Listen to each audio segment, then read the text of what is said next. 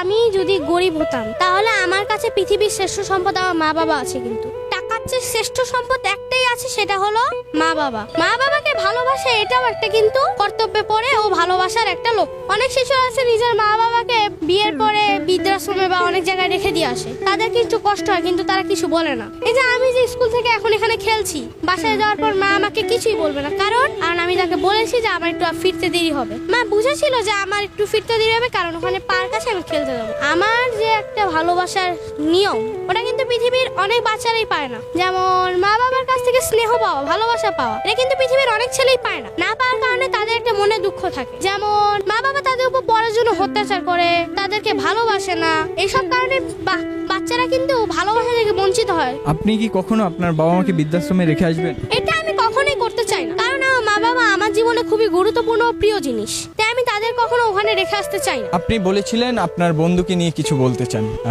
আসলে এই বিষয়ে। আচ্ছা, আমার বন্ধুর নাম ফারহান, ওর সাথে প্রায় আমার 2 বছর যাবত বন্ধুত্ব, 2-3 আরো আগে থেকে আমরা মোবাইলে আগে কথা বলতাম। এই স্কুলে 2 থেকে আমরা হয়েছি একসাথেই। এখন স্কুলে থাকার সময় ও আমার সাথে